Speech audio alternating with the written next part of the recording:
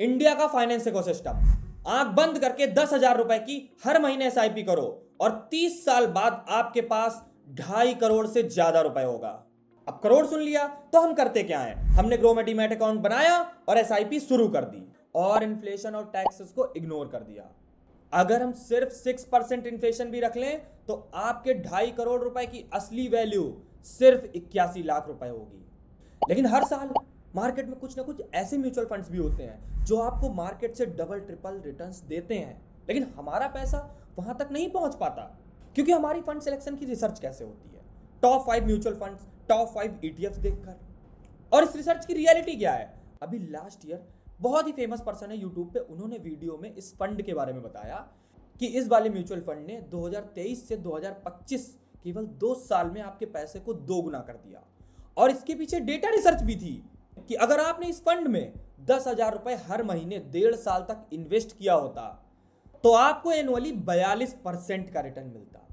ठीक है भाई, आपने सोचा भाई क्या गजब का फंड बताया है, आपने इन्वेस्ट करना शुरू कर दिया और लास्ट 1 ईयर में इस फंड ने केवल 4% का रिटर्न दिया है, मतलब एफडी से भी आधा। तो भाई अगर आप ये चाहते हो कि कोई आए और आपको best mutual fund, best ETF बता दे तो ये तो पॉसिबल नहीं है। अगर आप टाइम नहीं दे सकते, खुद से रिसर्च नहीं कर सकते, तो आज से एआई को अपना फंड मैनेजर बना लो जो सिर्फ एक क्लिक में मार्केट को फिल्टर करके आपके सामने टॉप 2-3 सेक्टर्स और उनके म्यूचुअल फंड्स निकाल के रखेगा, जहां आप मार्केट को बीट करके एक्चुअल वेल्थ बना सकते हो।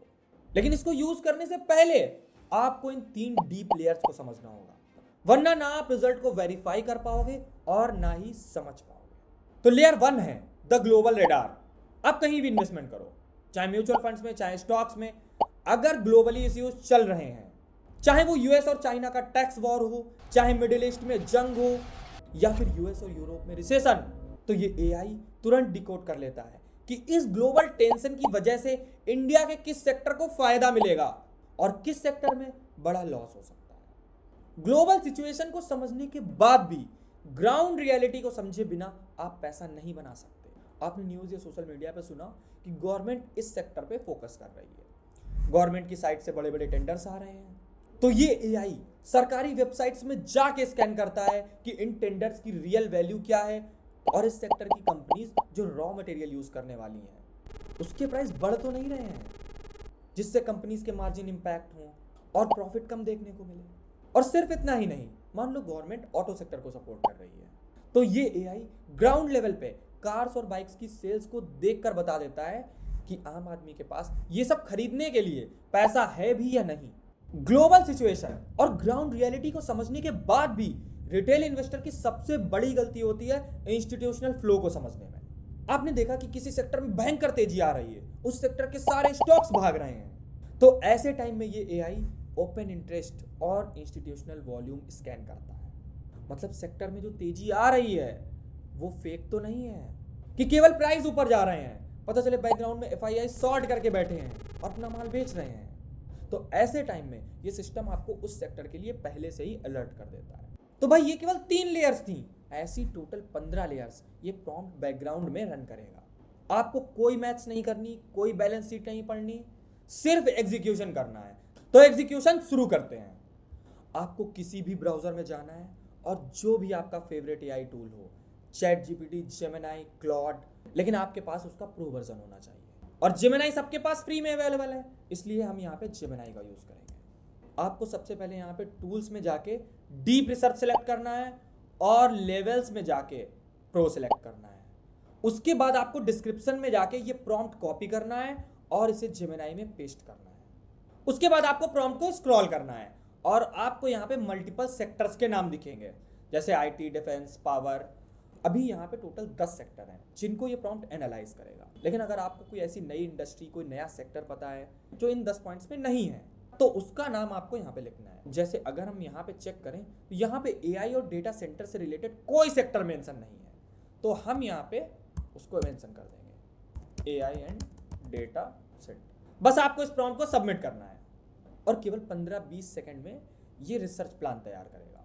इसके बाद आपको स्टार्ट रिसर्च पे क्लिक करना है और 10 मिनट का वेट करना है और एनालिसिस हो चुका है।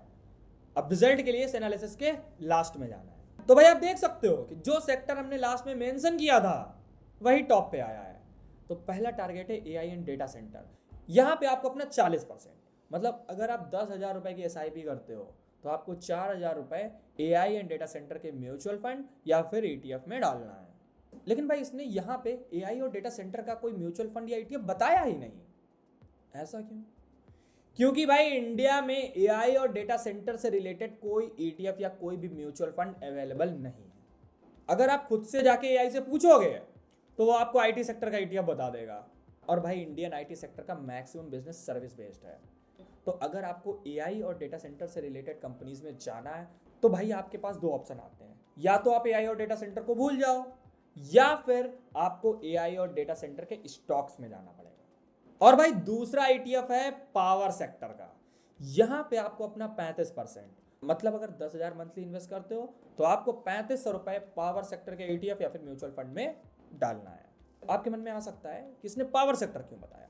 अगर आप खुद से एनालाइज करोगे और इस रिसर्च को पढ़ोगे तो आपको पता चलेगा फ्यूचर की कोई भी टेक्नोलॉजी हो, चाहे एआई, ईवी, डेटा सेंटर, सब कुछ पावर पे ही बेस्ड है।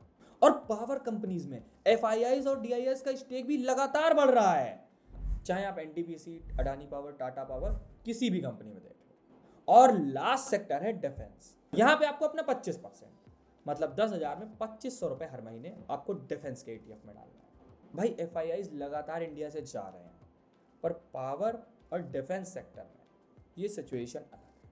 भाई मेरी बात पे ब्लाइंडली बिलीव मत करना। एक तरफ आप अपनी नॉर्मल एसआईपी करते रहो और दूसरी तरफ 1-2 साल तक डेटा ड्रिवन एसआईपी करो। लेकिन हाँ, इसमें आपको हर 3 महीने में ये प्रॉम्प्ट एग्जीक्यूट करना है। मान लो आपने 3 महीने तक एआई, पावर और डिफेंस सेक्टर में एसआईपी की और फिर आपने इस प्रॉम्प्ट को एग्जीक्यूट किया और इसने आपको कोई अदर 3 सेक्टर बता दिए जैसे फार्मा, आईटी, केमिकल। तो आपको क्या करना है, इन 3 सेक्टर में एसआईपी बंद करके उन 3 सेक्टर्स और उनके म्यूचुअल फंड या ईटीएफ में एसआईपी करनी है। अगर प्रॉम्प्ट को रन करने में कोई कंफ्यूजन या कोई एरर आए तो आप कमेंट्स में पूछ सकते हो। मिलते हैं अगली वीडियो।